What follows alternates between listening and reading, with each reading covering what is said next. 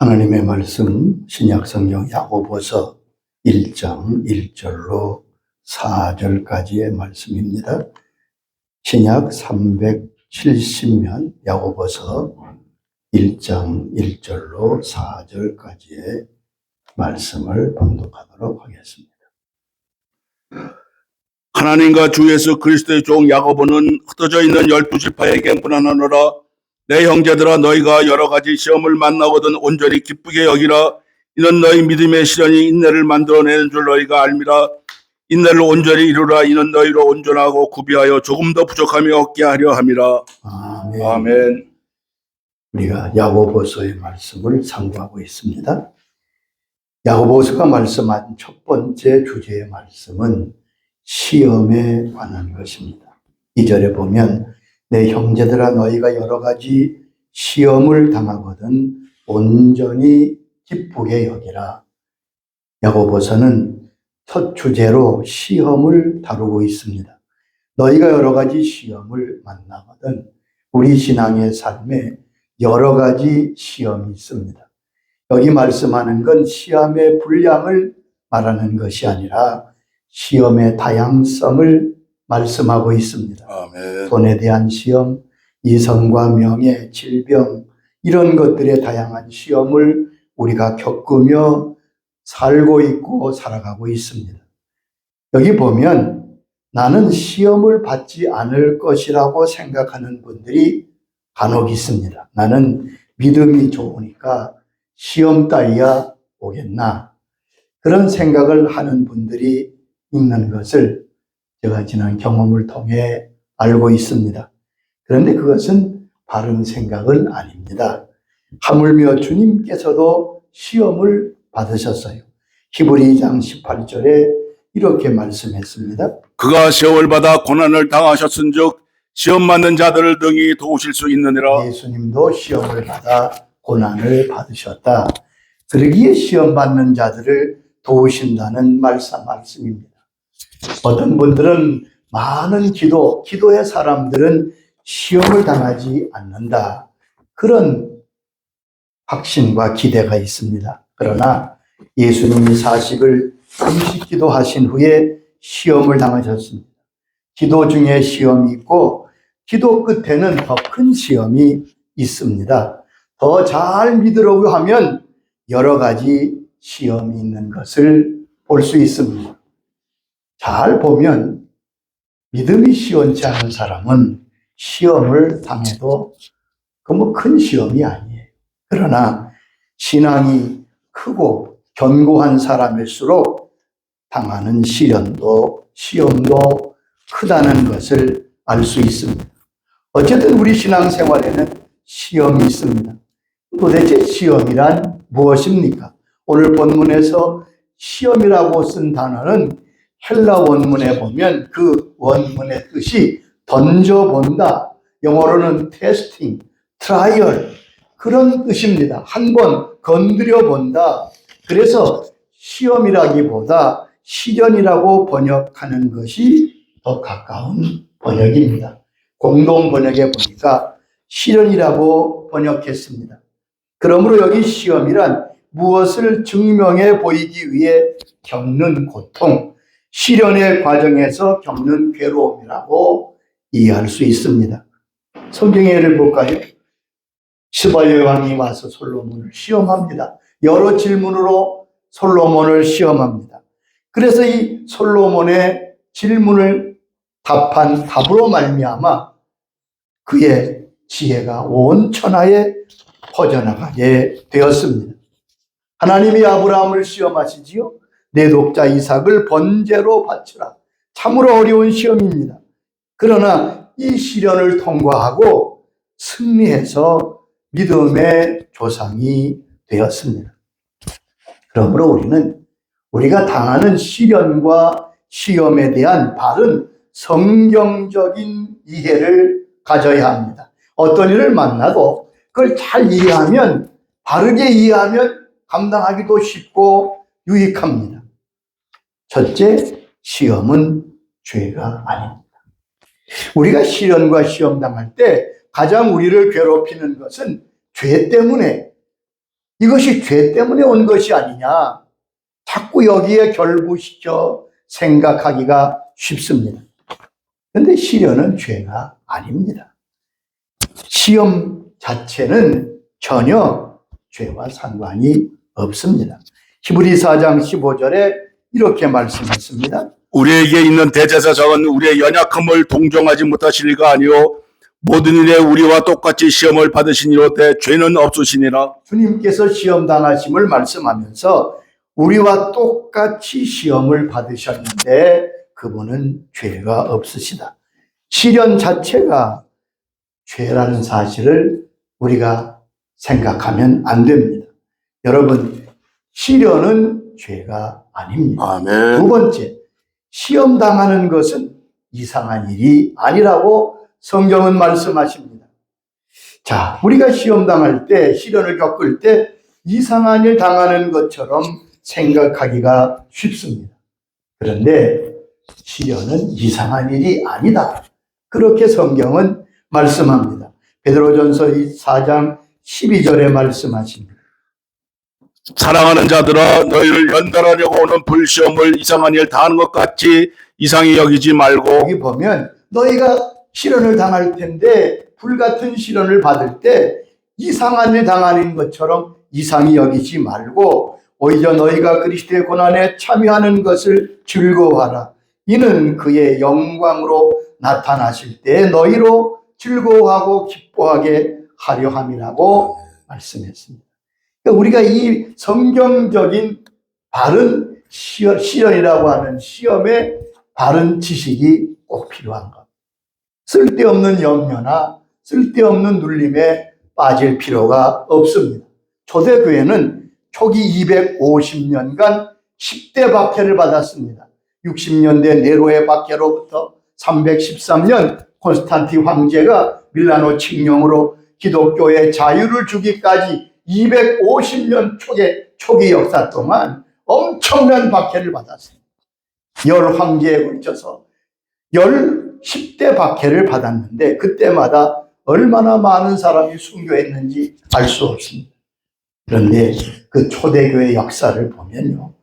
그때 박해당할 때, 시련당할 때 성도들은 이렇게 서로 격려하고 외쳤다고 합니다. 형제 여러분, 다시 축복의 시기가 찾아왔습니다. 아멘. 시련인데 축복이라고 저들은 받아들였습니다. 시련과 시련, 이상한 일이 아닙니다. 특별한 일이 아닙니다. 특별히 나만 당하는 것이 아닙니다. 시련과 고난은 늘 있습니다. 주님의 말씀을 들어보세요. 요한복음 16장 33절에 말씀하십니다. 세상에서는 너희가 환난을 당하나 담대하라 내가 세상을 이겼노라. 세상에서는 너희가 환난을 당하나. 주님께서 말씀해 너희가 세상 살면서 환난을 당하나. 환난이 있음을 말씀하잖아요. 그러나 염려하지 말라. 담대하라. 내가 세상을 이겼노라. 환난이 있지만 시련이 있지만 주님께서 이기신 것처럼 우리도 이긴다는 말씀이지요. 우리가 생각할 때 죄인이 환난이 많고 의인은 고난이 없을 것 같지요. 내 시편 34장 19절 보면 의인은 고난이 많으나 여호와께서 그의 모든 고난에서 건지시는도다. 아멘. 의인이 고난이 많다고 말씀했어요. 여러분 우리가 성경적으로 늘 생각해야 돼요. 의인이 고난이 많은데 내가 주를 섬기며 의롭게 된 우리가 고난당하는 것이 시련이 무슨 문제가 되겠어요? 그런데 하나님이 그의 모든 고난에서 건지신다고 말씀했습니다. 우리가 하나님의 은혜 속에 삽니다. 은혜를 받을 때 은총이 있습니다. 축복이 있습니다. 그런데 그렇게만 생각하면 아직 신앙이 좀 어린 것입니다. 우리가 받는 은혜 가운데는 또한 고난도 포함되어 있음을 말씀합니다. 아멘. 빌립보 1장 29절에 사도 바울이 이렇게 말씀하시지요. 그리스도를 위하여 너희에게 은혜를 주신 것은 다만 그를 믿을 뿐 아니라 또한 그를 위하여 고난도 받게 하려 하심이라. 여기 보면 그리스도가 너희에게 은혜를 주시지 않았느냐? 그런데 우리가 은혜 받은 것은 그를 믿을 뿐 아니라 그를 위하여 고난도 받게 하려 합니다. 아멘. 여러분, 우리가 가진 은혜와 믿음과 하나님의 주시는 축복 속에는 주를 위한 고난도 함께 있다는 사실을 잊지 말아야 할 것입니다. 우리는 천성을 향하는 사람들입니다. 우리는 천국의 백성이고 지금 천성을 향하여 걸어가죠. 그래서 우리를 순례자라고 우리가 부릅니다. 그런데 천국으로 향하여 가는 순례길에는 많은 고난이 있다고 성경은 이미 말씀하셨습니다.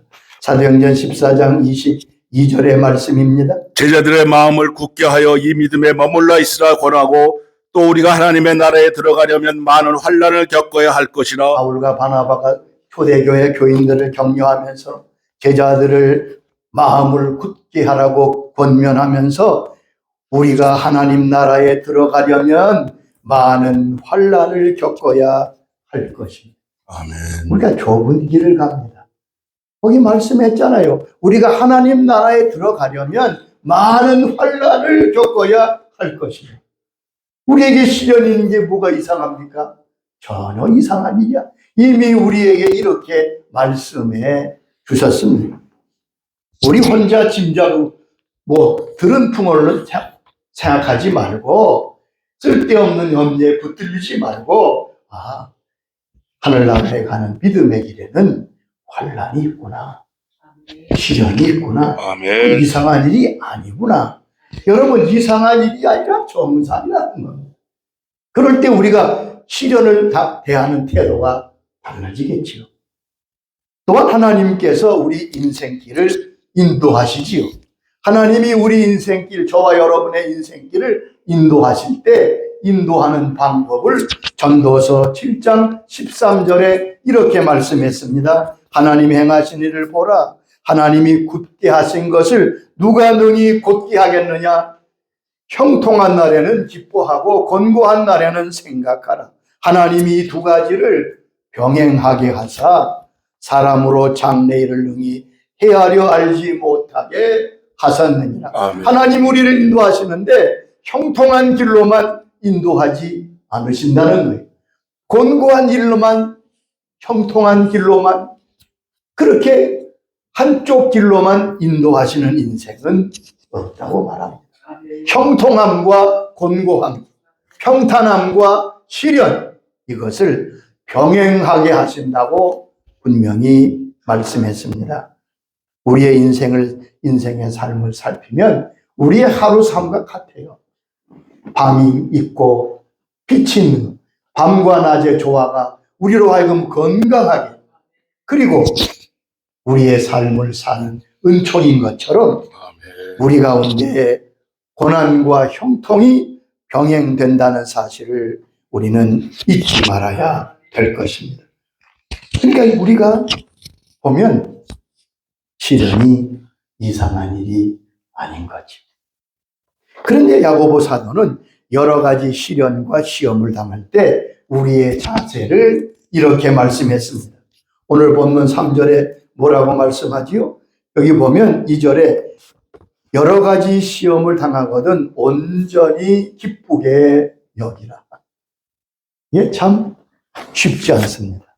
온전히 기쁘게 여기라. 너희가 시련을 만날 때 온전히 기쁘게 여기라고 말씀했습니다. 아멘. 자, 우리 자신에게 물어봅시다. 나는 시련을 당할 때 기뻐합니까? 시련과 역경을 만날 때 온전히 기뻐하라. 이것이 성경이 우리에게 가르친 주의 말씀입니다. 그러니까 우리가, 여러분 꼭 기억하세요. 성경이, 하나님이, 주님이 말씀하실 때는 우리가 할 수 있기 때문에 말씀하신 거예요. 아멘. 할 수 없는 걸 말씀하지 않아요. 아이가 할 수 없는 것을 부모가 막 말하겠어요. 어떤 아이가 보니까 물통을 들고 가는데 굉장히 무거운 것 같아. 옆에 지나가던 어린이, 얘야, 그 물통 무거운데 들고 가겠니? 그랬더니 이 아이가, 7살 된 아이가 아주 똑똑하게 얘기는, 아니에요. 엄마는 내가 들 수 있는 만큼만 주세요. 그렇지, 여러분. 온전히 기쁘게 여기라는 말씀은 기뻐할 수 있으니까 주신 말씀이겠지요. 근데 우리 현실은 기뻐하기가 쉽지 않습니다. 그것은 우리가 이 시련과 역경을 온전히 기쁘게 여기려면 시련의 의미와 목적을 바로 할 때 우리는 기뻐할 수 있습니다. 이 시련이 왜 오는지, 그 시련의 목적이 뭔지 우리가 알게 되면, 알게 되니까 그 의미를 알면 근심하거나 눌리는 대신 기뻐할 수 있습니다. 시련이 우리에게 주시는 목적, 시련이 오는 이유가 뭐? 첫째, 시련은 내가 살아있다는 의미입니다. 내가 시련과 시험을 당한다는 것은 내가 살아있고 내가 하나님께 속한 자라고 하는 증거가 되는 것입니다. 시련은 믿음으로 기쁘게 받아야 합니다. 시련은 저주가 아니라 복이기 때문에 그렇습니다. 시련은 나를 죽이려는 것이 아니라, 나를 괴롭히려는 것이 아니라 하나님의 주시는 은총을 받는 통로이기 때문에 그렇습니다.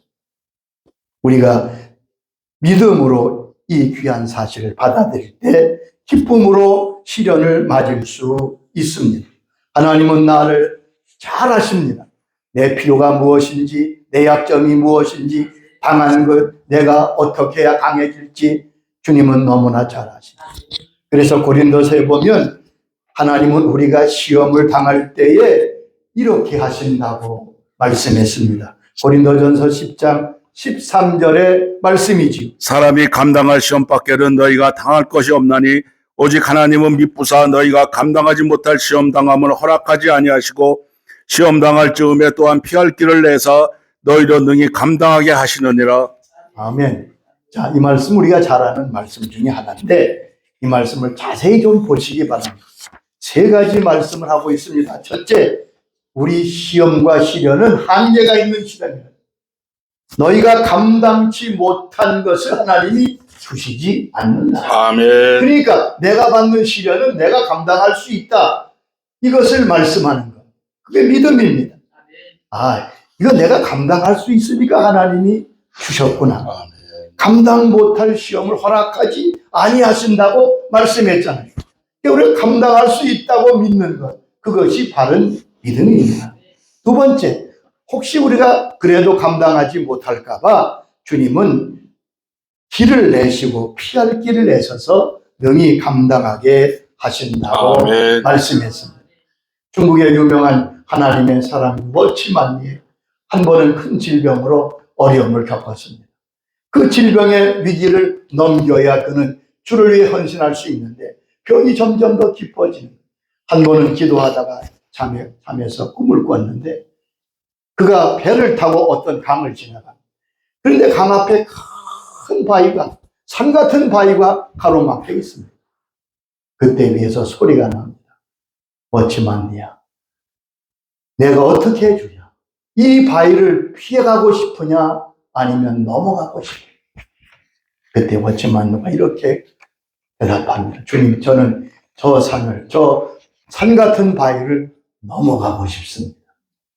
그러니까 갑자기 강물이 불어나기 시작하더니 그 강물이 그 산 같은 바위보다 더 높게 올라가서 자기가 탄 배가 그 강을 넘어가게, 그 바위를 넘어가게 되었습니다. 아멘.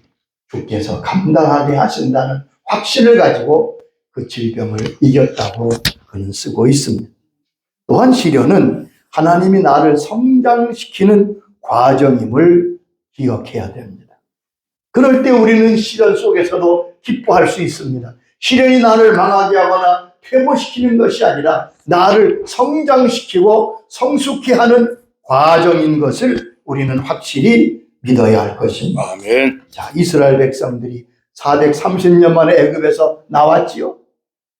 저들은 자유민이 됐습니다. 하나님의 백성이 됐습니다. 그러나 이스라엘 백성의 현실이 어때요? 노예 생활로 찌들어서 저들은 노예 근성으로 가득 찬 사람입니다. 그대로 가나안 땅에 들어갈 수 없습니다. 하나님의 백성의 이름은 받았지만 백성다운 모습은, 백성다운 모든 삶을 할 수 있는 능력은 없습니다. 하나님이 그래서 40년 동안 애굽의 과정을, 광야의 과정을 겪게 하십니다. 신명기 8장 2절에 이렇게 말씀했습니다. 이 40년 동안에 내게 광야길을 걷게 하신 것을 기억하라. 이스라엘에 걸은 게 아니잖아요. 이 40년에 광야길을 걷게 하신 것을 기억하라. 하나님이 걷게 하셨다고요. 왜 걷게 하셨습니까? 여기 몇 가지 목적이 있던 말씀했습니다. 첫째는 그 시련을 통해 그들을 겸손하게 하셨습니다. 8장 2절 보면 이는 다 너를 낮추시고 너를 다 낮추시고. 여러분, 시련의 가장 큰 목적은 겸손히 하는 데 있습니다. 아멘. 왜요? 겸손해야만 은혜를 부으실 수 있기 때문에, 겸손해야만 하나님이 쓰실 수 있기 때문에 그렇습니다. 여러분, 시련 당할 때 이걸 꼭 기억하세요. 내가 주 앞에 낮아질 것이 무엇인지를 빨리 발견하고 낮추면 그 시련은 빨리 지나갑니다. 다른 거 여기 보세요. 이스라엘 백성이 40년 동안 시련받은 이유가 나오잖아요. 너를 낮추시고, 첫 번째는. 그러므로 시련 당한 여러분, 혹시 어려움 중에 있습니까? 무조건 주 앞에 엎드리시기 바랍니다. 아멘. 그리고 낮아지시기 바랍니다. 그러면 그것이 시련의 목적이니까요. 두 번째는 시련을 지나면서 하나님의 은혜로 사는 것임을 배우게 하는 것입니다. 신명기 8장 3절에 말씀했습니다. 내 조상들도 알지 못하던 만나를 내게 먹이시던 것은 사람이 떡으로만 살 것이 아니요 여호와의 입에서 나오는 모든 말씀으로 사는 줄을 내가 알게 하려 하심이니라. 광야 40년 길이 어땠어요? 구름 기둥과 불 기둥으로 만나와 메추라기로 반석에서 물을, 무슨 말입니까? 지금까지 내 힘으로, 내 수단으로, 내 방법으로, 내 힘으로 살았지만 이제부터는 광야의 40년은 무엇을 말씀합니까? 너희가 하나님의 은혜로 사는 것임을 기억해야 해요. 아멘. 하나님의 은혜로 사는 것을 배우게 된 것입니다. 그것이 시련의 목적입니다. 여러분, 그래서 하나님의 사람들 잘 보세요. 시련과 역경을 거치면서 하나님을 의지하게 됩니다. 자기를 의지하던 사람이 하나님을 의지하게 되고, 염려하고 근심하던 자들이 믿음으로 당당히 나아가게 되는 것입니다. 아멘. 여러분, 광야는, 시련은 이런 목적입니다. 보세요. 다 우리를 복되게 하는 거죠. 그리고 시련과 시험을 당할 때 온전히 기뻐해야 될 이유는 시련의 최종 결과를 믿기 때문에 기뻐하는 것입니다. 이 시련이 어떻게 될 것을 우리는 알고 있어요. 모르는 것이 아닙니다. 여러분, 분명히 아셔야 됩니다. 우리가 시련과 역경을 당할 때 하나님은 그 고난 자체, 역경 자체를 우리에게 주시는 것을 기뻐하지 않으십니다. 하나님 우리를 골탕 먹이고 어려움 당하게 하는 게 뭐 좋으시겠습니까? 자녀들이 어려움 당하는 게 여러분 좋습니까? 심지어 우리도 그런데. 예레미야 33장, 예레미야가 3장 33절을 하나님의 마음을 잘 나타냅니다. 주께서 인생으로 고생하게 하시며 근심하게 하심은 본심이 아니시로다. 주님께서 사람으로 고생하며 근심하게 하심이 하나님의 본심이 아니십니다. 아멘. 이걸 꼭 기억하세요, 여러분. 하나님께서 왜 우리가 고통당하는 걸 좋아하시겠습니까? 그것은 하나님께서 우리에게 꼭 필요하기 때문에 주신 것인데, 여러분, 시련의 결과가 어떤 것입니까? 신명기 8장 16절에 우리가 당하는 시련, 광야의 시련의 결과가 어떤 것임을 말씀합니다. 이는 다 너를 낮추시고 너를 시험하사 마침내 내게 복을 주려 하심이라. 여기 보세요. 이는 다 너를 낮추시고 너를 시험하사, 연단의 목적이 뭐라고요? 마침내 내게 복을 주려 하시니. 아멘. 마침내, 시련이 목적이 아닙니다. 연단이 목적이 아닙니다. 연단 마침내 내게 복을 주려 하심이니. 여러분, 이걸 아멘으로 받아들여서 시험을 이기시기 바랍니다. 아멘. 광야의 시련은 마침내 그들에게 복을 주기 위한 과정이었습니다. 가나안을 주시고 하나님의 축복을. 그러므로 여러분, 여기서 우리가 귀한 비밀을 배우지요. 아, 하나님의 복은 시련을 통과한 후에 오는 것이구나. 왜요? 그래야만 그게 그에게 주신 복이 감당할 수 있는 것이기 때문에 그렇습니다.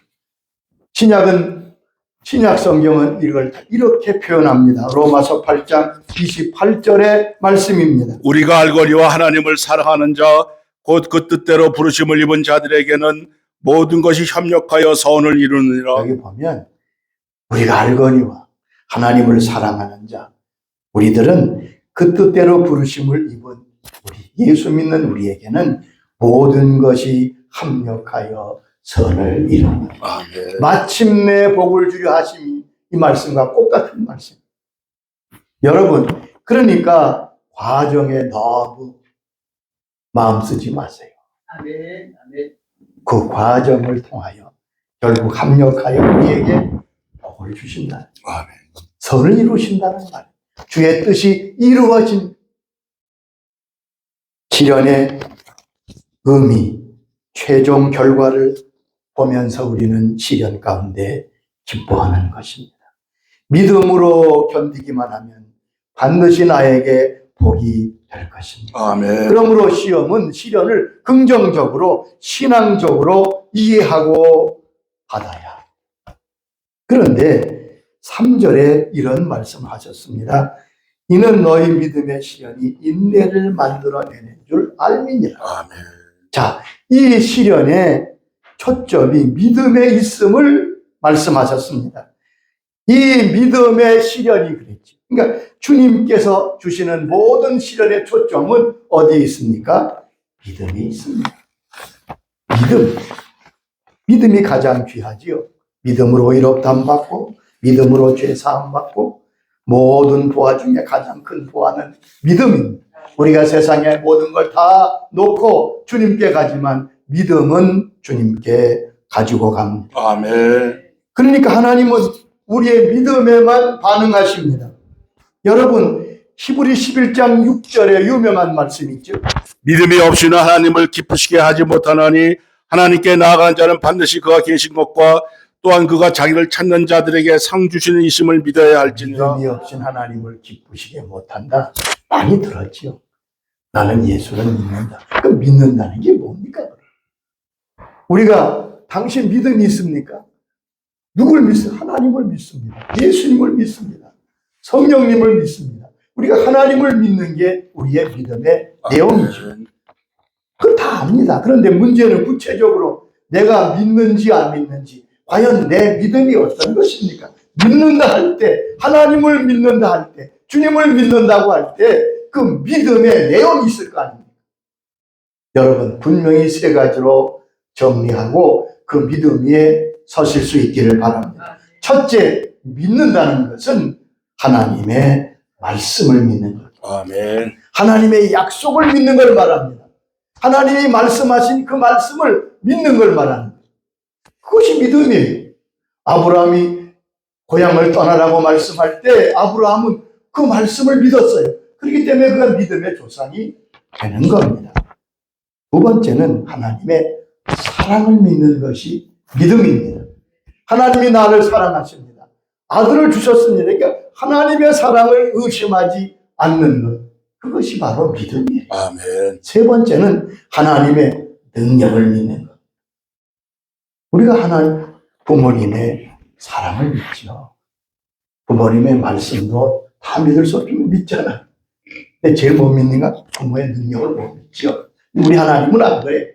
하나님의 능력을 믿는 것. 그게 믿음이에요. 아브라함 집에 방문하신 하나님이 내년 이맘때면 사라가 아들을 낳을 것이라고 할 때 사라가 너무 좋지만 문 뒤에서 어떡하지요? 웃잖아요.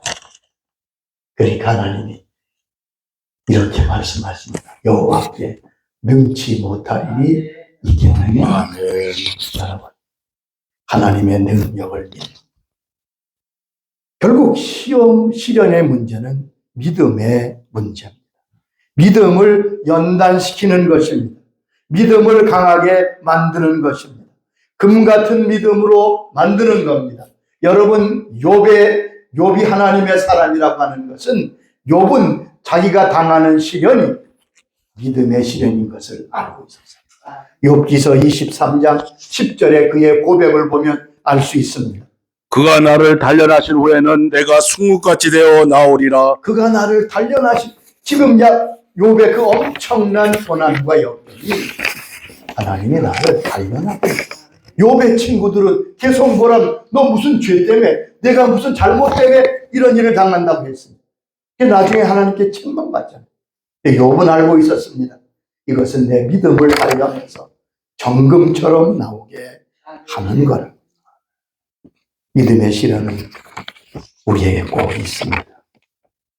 우리가 이런 과정을 통해서 하나님의 뜻이 이루어지고 우리의 믿음이 굳게 서서 하나님께 영광을 돌리고 하나님을 기쁘시게 하고 또한 마침내 복을 받게 되는 결과를 가져올 것을 믿으시기 바랍니다. 아멘. 우리가 시험에 대한 바른 이해와 믿음으로 우리에게 밀려오는 많은 시련을 극복하고 아브라함처럼 믿음의 선진들처럼 믿음으로 승리하는 우리 모두가 될 수 있게 주의 이름으로 축원합니다. 아멘. 아버지 하나님 감사합니다. 형제들아 여러 가지 시험을 만나고 온전히 기쁘게 여기라. 그것이 믿음의 시련이며 마침내 복을 주려 하는 주의 종의 과정을 오늘 말씀해 주셔서 감사합니다. 크고 작은 시련 가운데 어려움을 당한 주의 자녀들을 주께서 이 말씀으로 위로하여 주옵소서. 깨우쳐 주시옵소서. 시련이 나를 망하게 하는 것이 아니라 역경이 나를 하나님 잘못되게 하는 것이 아니라 결국 그것을 통해서 하나님이 영광 받으시고 마침내 복을 주려 하시는 주의 귀한 마음을 깨달을 수 있는, 그래서 감사로 기쁨으로 믿음으로 반응하는 주의 자녀들이 되게 하여 주시옵소서. 아멘. 하나님, 시련 가운데 너희가 세상에서 혼란을 당하나 담대하라. 내가 세상을 이기었노라. 주님 해주신 말씀이 오늘 모든 주의 자녀들에게 들려지게 하여 주시옵소서. 예수님의 이름으로 기도드리옵나이다. 아멘. 그런 말씀 생각하며 함께 기도